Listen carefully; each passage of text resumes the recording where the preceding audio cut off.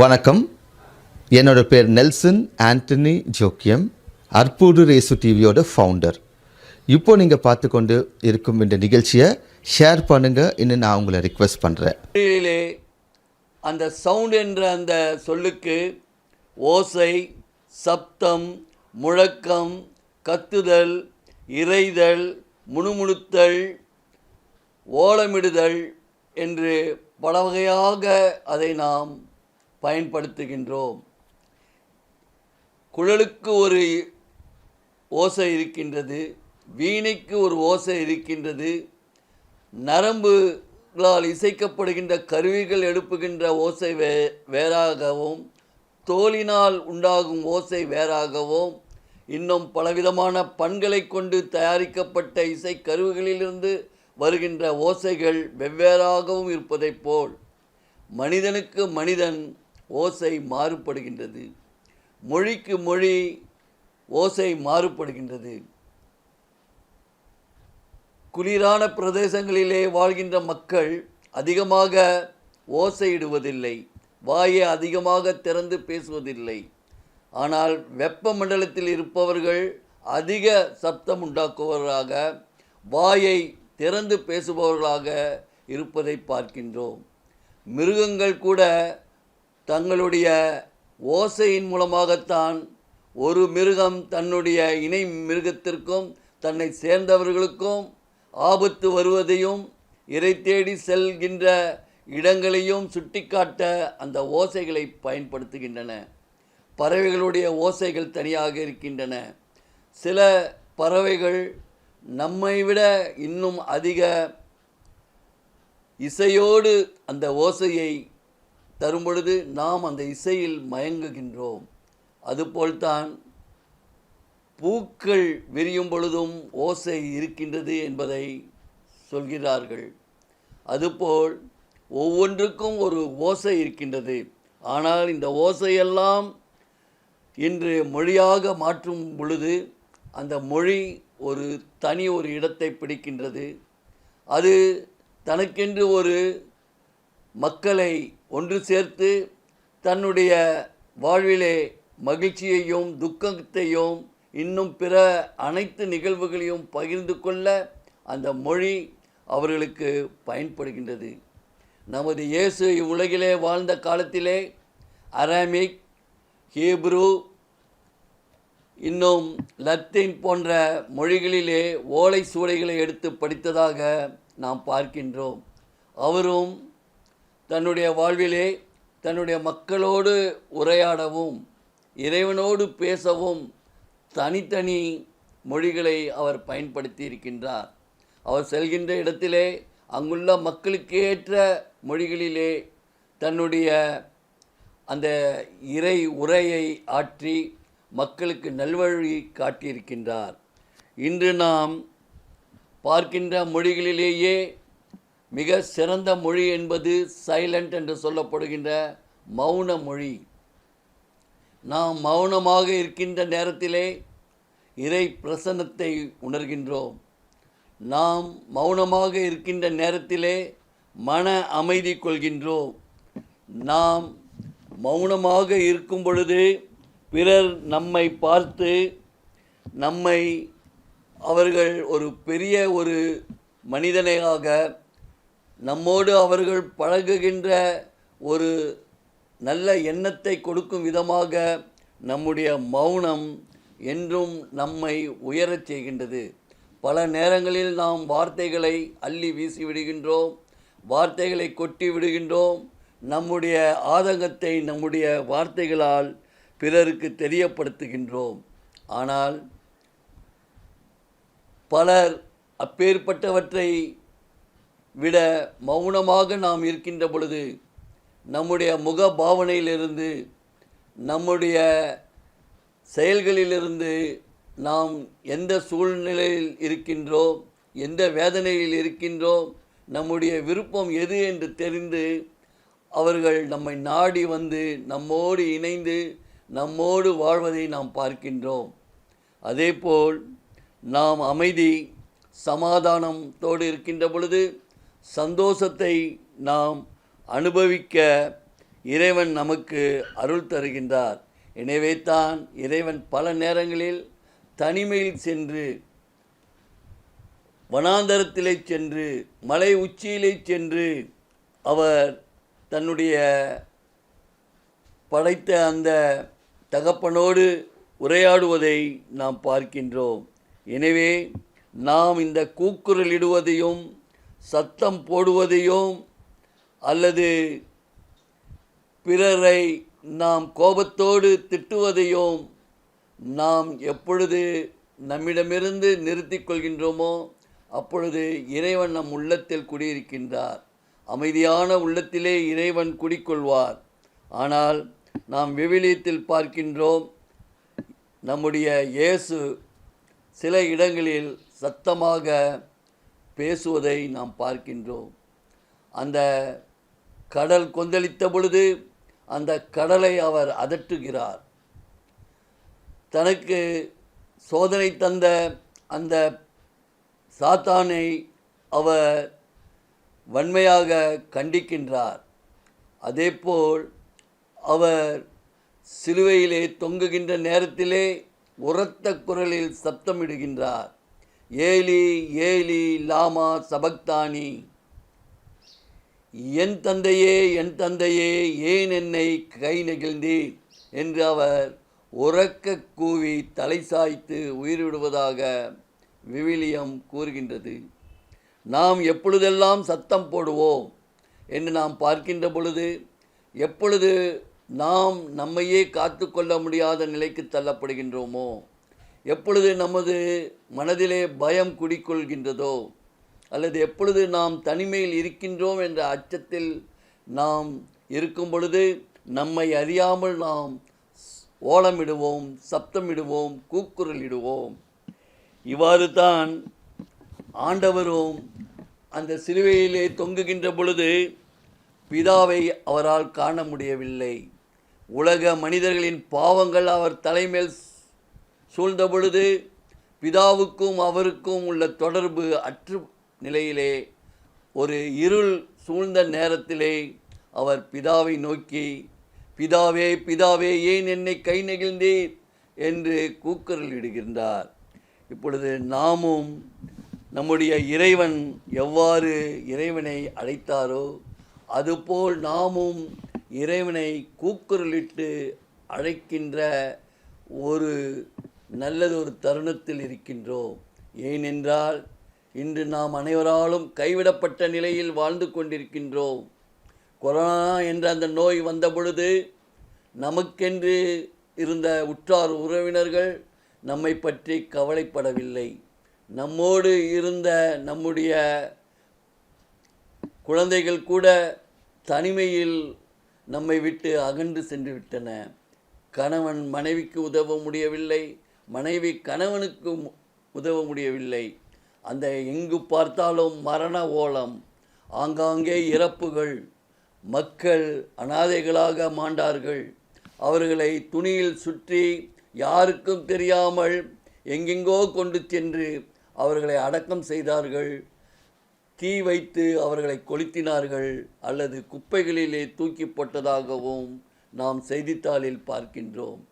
மனிதனுடைய வாழ்வு எத்தகையது என்பதை உணர்ந்து கொள்ள இறைவன் இந்த தருணத்தை நமக்கு தந்தார். எனவே நாம் பல நேரங்களில் இறைவனை மறந்து விடுகின்றோம்.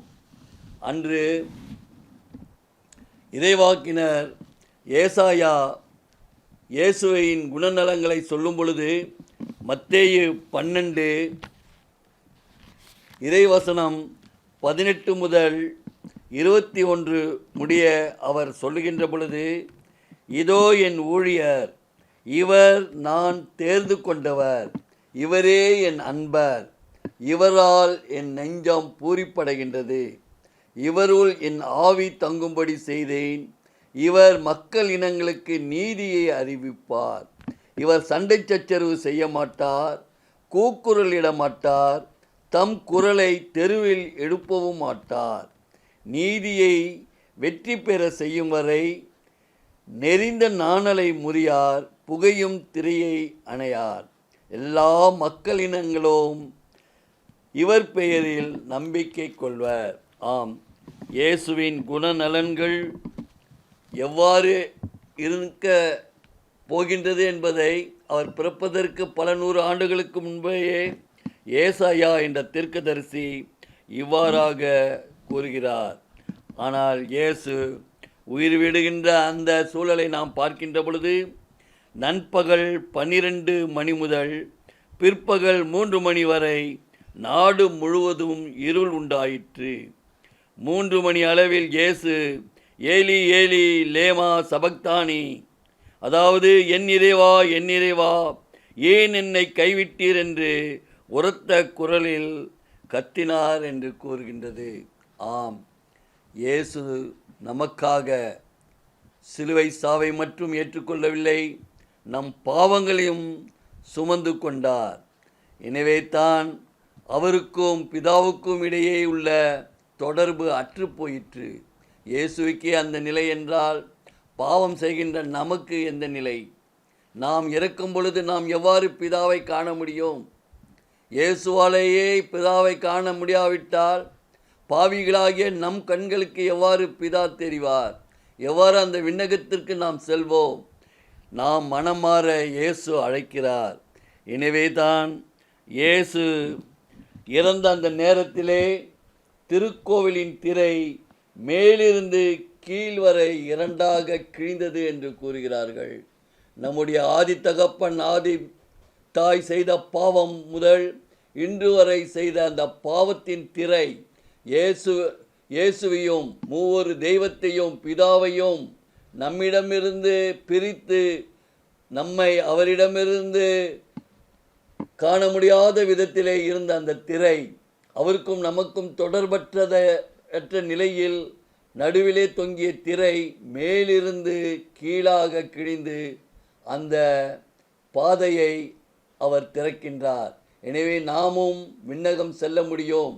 அன்று ஆதித்தாய் ஆதி தகப்பனின் பாவத்தின் காரணமாக அந்த மோட்ச வீடு வான் வீடு பூட்டப்பட்டிருந்ததை இயேசு சிலுவை என்ற அந்த சாவியால் அந்த திறவுகோலால் திறந்து நாமும் விண்ணகம் செல்ல முடியும். பிதாவோடும் சுதனோடும் தூய ஆவியோடும் பல புனிதர்களோடும் இணைந்து வாழ முடியும் என்ற ஒரு சூழலை ஏற்படுத்தவே அந்த திரை மேலிருந்து கீழாக கிழிந்தது என்று விவிலியம் கூறுகிறது. நிலம் நடுங்கியது என்று கூறுகிறார்கள். நடுக்கம் எப்பொழுது மனிதனுக்கு வரும்? ஒன்று அவனுடைய உடலின் வெப்பநிலை, அதாவது காய்ச்சல் என்று ஜுரம் என்று சொல்லுகின்ற நிலை மிக உச்சத்திற்கு செல்லும் பொழுது உடல் நடுங்கும். அல்லது நம்முடைய உடல் மிகவும் குளிர்ந்த நிலைக்கு வரும் பொழுதும் குளிரால் உடல் நடுங்கும். இப்பொழுது நிலம் நடுங்குகின்றது என்று சொல்லும் பொழுது நிலத்திலே பாவம் பெருகிவிட்டது, அநியாயம் பெருகிவிட்டது, காம இச்சைகள், எங்கு பார்த்தாலும் பாலியல் குற்றங்கள், எங்கு பார்த்தாலும் மனிதன் மனிதனை கொன்று தன்னுடைய இச்சையை தீர்க்கின்ற விதத்திலே ஆங்காங்கே கற்பழிப்புகள், கொலைகள், இன்னும் கொள்ளையடிப்போர், திருடுபவர், இன்னும் மக்களுடைய வாழ்வை அழித்து அவர்களிடம் சுரண்டி பிழைக்கின்ற லஞ்ச லாவண்யங்கள் என்று பல அதிகாரிகள் தங்களுடைய செல்வத்தை சேர்க்க பலருக்கு கசப்பான காடியை கொடுக்கின்றதை நாம் பார்க்கின்றோம். இதனால் இந்த நிலம் நடுங்கியதாக விவிலியம் கூறுகிறது. பாறைகள் பிளந்தன, கடின இதயங்கள் கூட இன்று நொறுங்குண்டு கலக்கமுற்று இருக்கின்ற ஒரு நிலைக்கு உலகம் தள்ளப்பட்டு கொண்டிருக்கின்றது. இன்று நாம் பார்க்கின்றோம், ரஷ்யாவிலே கடின உள்ளத்தோடு இருக்கின்ற புதின் இன்று உக்ரைனை அழித்து கொண்டிருக்கிறார். இன்று சிலோன் இலங்கையிலே மக்கள் அந்த அதிகார வம்சத்தில் இருந்தவர்களுடைய அந்த கடின உள்ளத்தின் காரணமாக மக்கள் வாழ்விழந்து தவித்து இன்று அங்கு ஒரு பெரிய புரட்சி வெடித்து விட்டதை நாம் பார்க்கின்றோம். பல இடங்களில் பல நாடுகளில் மக்கள் பாறை போல் இருந்தவர்கள் இன்று வெடித்து சிதறி ஆங்காங்கே பலவிதமான புரட்சிகள், பலவிதமான போராட்டங்கள் நிகழ்ந்து கொண்டிருப்பதை நாம் பார்க்க முடிகின்றது. பிறகு இறந்த இறைமக்கள் பலரின் உடல்கள் உயிருடன் எழுப்பப்பட்டன. ஆம், நடுத்தீர்வை பொது தீர்வை என்று சொல்லுகின்ற அந்த காலத்திலே இறந்தவர்கள் மீண்டும் உயிர் பெற்றெழுவார்கள். அப்பொழுது இறைவன் தன்னுடைய வலது பக்கத்தில் இருப்பவர்களை விண்ணகத்திற்கும், பாவம் செய்து இருந்தவர்களை இடப்பக்கத்தில் இருந்து நின்று கொண்டிருப்பவர்களுக்கு நரக தீர்வையும் அளிப்பார் என்று சொல்வது போல், அன்று மக்கள் அனைவரும் கல்லறையிலிருந்து வெளியே வருவார்கள். எருசலேம் திருநகரத்திற்கு சென்று பலருக்கு தோன்றுவார்கள் என்று கூறுகின்றது. எனவே நாமும் அந்த பொது தீர்வையிலே, அந்த நடுத்தீர்வையிலே நிற்கும் பொழுது நாம் இறைவனின் வலப்பக்கம் நிற்க வேண்டுமா, இடப்பக்கம் நிற்க வேண்டுமா என்பதை தீர்மானிக்க நாம் நம்முடைய எஞ்சிய வாழ்நாளில் இறைவனோடு இணைந்து வாழும் பொழுது, இறைவன் சித்தத்தை நிறைவேற்றும் பொழுது நாம் நல்லவர்களாக, பிறருக்கு உதவுபவர்களாக, பிறருக்கு வாழ்வு கொடுப்பவர்களாக, இறைவனுடைய வார்த்தைக்கு கீழ்ப்படிந்து, கட்டளைகளுக்கு கீழ்ப்படிந்து, இறைவனுடைய சித்தத்தை நிறைவேற்றி வாழ நாம் நம்மை தயார் செய்வோம். இறைவனுடைய இரத்தத்தால் நாம் கழுவப்படுவோம். கடைசி துளி நீரினால் பரிசுத்தப்படுத்தப்படுவோம். இறைவன் நம்மோடு இருக்கின்றார். அந்த நற்கருணை வாயிலாக நம்மோடு இருக்கின்றார். தன்னுடைய பிரசன்னத்தை அந்த நற்கருணையிலே தருகின்றார். தான் முழு கடவுளாக அந்த நற்கருணையில் வீற்றிருக்கின்றார். நாம் கேட்பதையெல்லாம் தர அவர் அந்த நற்கருணையிலே காத்திருக்கின்றார். நாம் நற்கருணையை தரிசிக்க செல்கின்றோமா? நம்முடைய வாழ்நாளிலே எத்தனையோ மணி நேரங்களை நாம் வீணாக செலவழித்து கொண்டிருக்கின்றோம். அவ்வப்பொழுது ஒரு மணி நேரமாவது நாம் அவரோடு இணைந்து ஜெபிக்கின்றோமா? அவரை நாம் வாழ்த்துகின்றோமா, புகழ்கின்றோமா, அவருடைய வார்த்தையை படிக்கின்றோமா, அதை தியானிக்கின்றோமா என்று எண்ணி பார்க்க வேண்டும். நாம் நம்முடைய வாழ்வுக்காக, மகிழ்ச்சிக்காக, நம்முடைய பதவிக்காக, நம்முடைய உயர்வுக்காக வாழும் பொழுது, நீ உலகையெல்லாம் ஆதாயமாக்கி விட்டாலும் உன் ஆன்மாவை இழந்து விட்டால் அதனால் என்ன பயன் என்று அன்று சவேரியாருக்கு சொன்ன அந்த வார்த்தை நமக்கு சொல்லப்படும் என்பதை நாம் நினைவு கூற வேண்டும். இன்று எத்தனையோ பெரிய மனிதர்கள் மடிந்து போவதை பார்க்கின்றோம். பணக்காரர்கள் இறந்து போவதை பார்க்கின்றோம். ஆட்சியாளர்கள் இல்லாமல் போவதை பார்க்கின்றோம். அவர்கள் எதை எடுத்து செல்கிறார்கள்? அவர்கள் செல்லும் பொழுது கூட அவர்களுடைய கைகள் வெறுமையாக இருக்கின்றன. அவர்கள் இறப்பதற்கு முன் அவர்கள் சேர்த்து வைத்த சொத்துக்கள், அவர்கள் வாழ்ந்த வாழ்க்கை, அவருடைய உற்றார் உறவினர்கள், நண்பர்கள் அல்லது அவருடைய அடிமைகள் யாரும் அவருக்காக துணை போக அவரோடு செல்வதில்லை. அவர்கள் தன்னந்தனியாக அந்த குழியிலே அடக்கப்படுவதை நாம் தொலைக்காட்சியிலே பார்க்கின்றோம். எத்தனையோ மக்களுடைய அடக்கங்களை பார்க்கின்றோம்.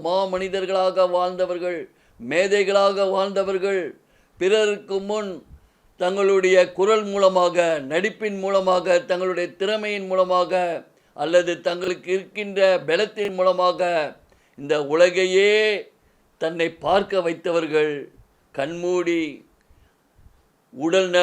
உடலின் அசைவுகள் இல்லாமல் ஒரு மரக்கட்டையைப் போல் அவர்கள் தூக்கிச் செல்லப்படுவதையும், குழியிலும் நெருப்பிலும் போட்டு அவர்களுடைய உடல் அழிக்கப்படுவதையும் நாம் பார்க்கின்ற பொழுது, நமக்கு அந்த நிலை நேரும் முன் நாம் மாற வேண்டும்.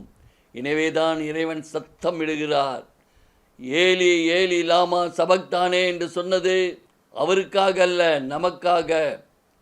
பிதாவே பிதாவே ஏன் என்னை கைவிட்டீர் என்று நாம் கதறுவதற்கு முன் நம்மை மாற்றிக்கொள்வோம். நம்முடைய வாழ்வை மாற்றுவோம், நம்முடைய எண்ணங்களை மாற்றுவோம், செயல்களை மாற்றுவோம். இறைவனோடு இணைந்து வாழ நம்மையே அர்ப்பணிப்போம். அனைவரையும் நாம் விண்ணகத்திற்கு கொண்டு செல்கின்ற இறை வார்த்தையை மக்களுக்கு அறிவித்து நம்முடைய ஊழியத்தை செய்ய நாம் இன்றே உறுதி எடுப்போம். ஆமேன், ஆமேன், ஆமேன். இயேசுவுக்கே நன்றி, இயேசுவுக்கே புகழ், மரியே வாழ்க. வணக்கம். என்னோட பேர் நெல்சன் ஆண்டனி ஜோக்கியம், அற்புடு ரேசு டிவியோட ஃபவுண்டர். இப்போ நீங்கள் பார்த்து கொண்டு இருக்கும் இந்த நிகழ்ச்சியை ஷேர் பண்ணுங்கள் இன்னும் நான் உங்களை ரிக்வெஸ்ட் பண்ணுறேன்.